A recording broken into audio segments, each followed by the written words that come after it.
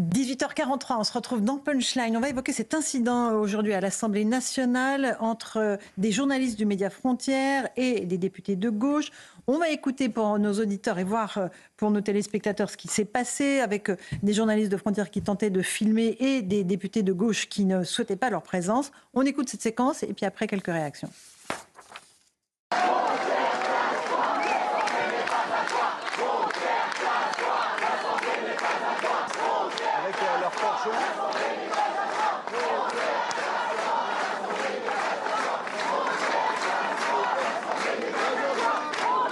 Voilà, Frontières est un média en ligne, c'est ça, et papier aussi. Internet, il publie un magazine, je crois, mensuel, qui a également une chaîne YouTube qui fonctionne et qui a des milliers d'abonnés et qui a le droit d'exister puisque tous leurs journalistes, en tout cas ceux présents sur place, possèdent des cartes de presse.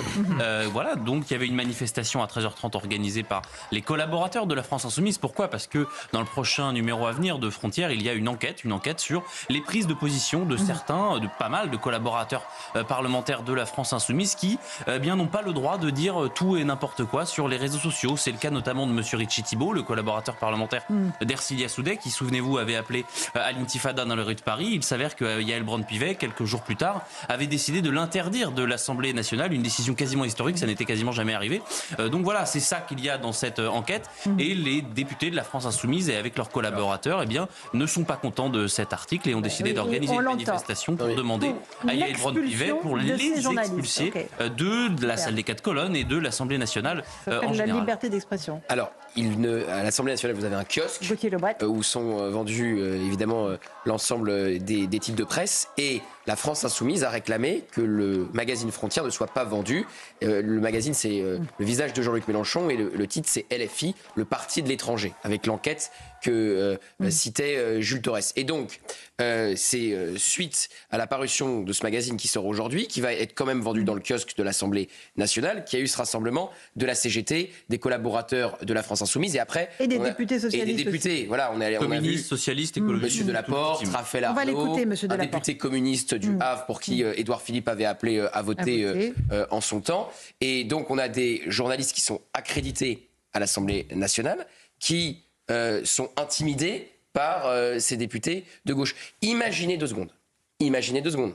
Si c'était un journaliste de Libération qui avait des députés à ses trousses du Rassemblement national. Mais alors, ça ferait la une absolument partout. Absolument partout. Alors, Joseph Massescaron, qu'est-ce que vous pensez de cette séquence ? Moi, ce qui me frappe, pardon, parce que je suis sensible aussi aux images, c'est la jeune femme dont je ne connais pas le nom, Gauthier... Louise Maurice. Franchement, la manière dont elle est pressée, acculée dans un coin, c'est extrêmement symbolique. Parce que moi je trouve, d'ailleurs, la seule chose que je pense, c'est quel courage elle a. C'est la première chose, quel courage. Et puis aussi, c'est quand même paradoxal de voir enfin, paradoxal. En fait, non, c'est pas si paradoxal que ça. Pas du tout, le fait qu'ils s'attaquent justement à une femme et que ça ne leur pose absolument pas l'ombre de l'esquisse du canevas d'un problème. Camille Pascal, peut-être une réaction. Alors moi, ce qui me trouble là, vraiment, c'est que tout ça se déroule à l'intérieur de l'enceinte de l'Assemblée nationale.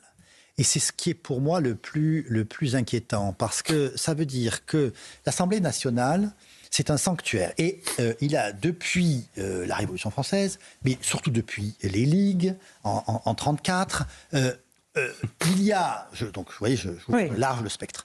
Il y a une règle, c'est que on fait très attention à ce qu'il n'y ait à l'intérieur de l'Assemblée nationale aucun mouvement de protestation, de violence, etc. D'ailleurs, vous remarquerez que quand il y a des débats un peu violents entre parlementaires, les huissiers s'interposent toujours, font en sorte qu'il n'y ait pas de coups échangés.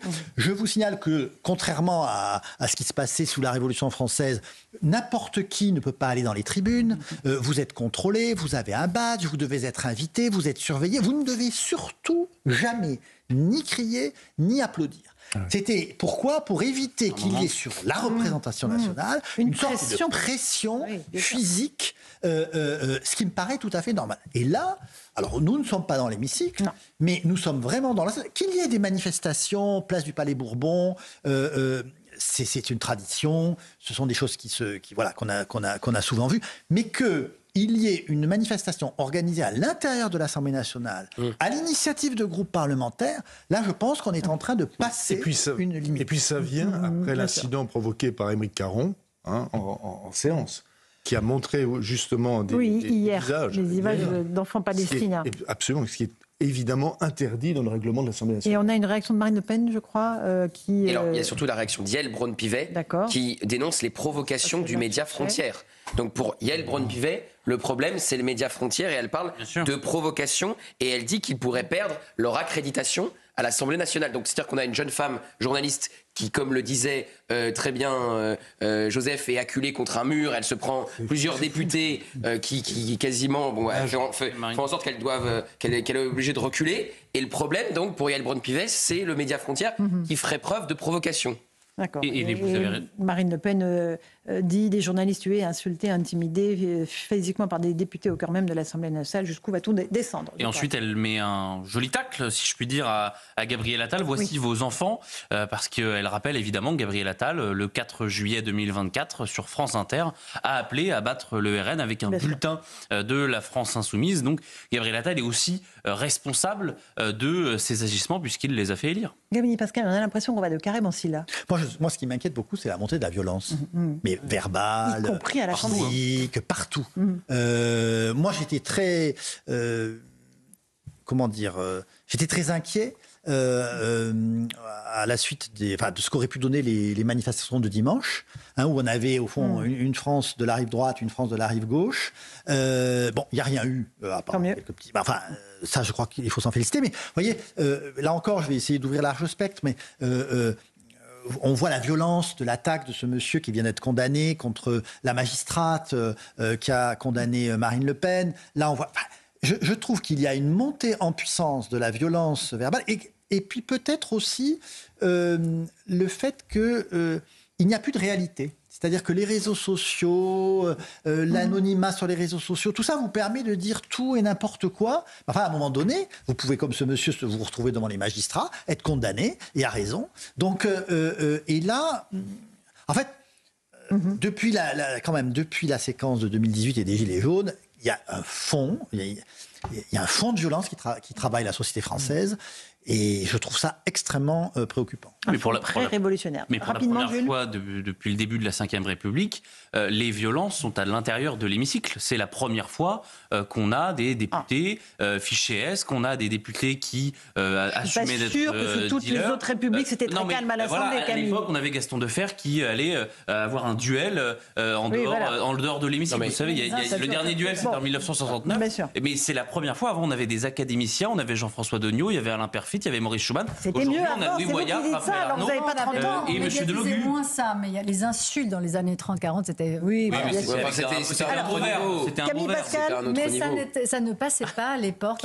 On n'avait pas Victor Hugo ou Jean Jaurès qui est en train de se filmer avec TikTok pour mettre leurs séquences sur les réseaux sociaux et qui faisaient des têtes contre tête avec le Benjamin de l'Assemblée nationale comme Sébastien Delogu. Mais c'est ça aussi le problème, c'est que de toute façon, ce sanctuaire est déjà complètement violé à longueur de temps, notamment par les réseaux sociaux. Et donc, quelle est la limite entre la presse et précisément le public qui est organisé pour les médias sociaux notamment?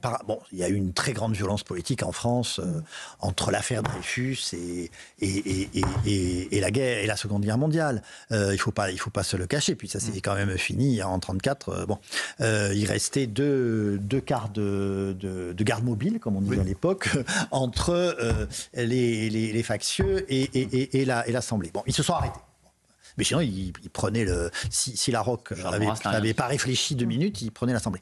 Donc, et justement, après la guerre, la 4e et la 5e République ont essayé de construire une pacification, au moins de l'espace politique, l'espace physique politique, c'est-à-dire l'hémicycle. Et en fait, là, je pense que des tabous sont en train de tomber. Bien sûr. Camille, alors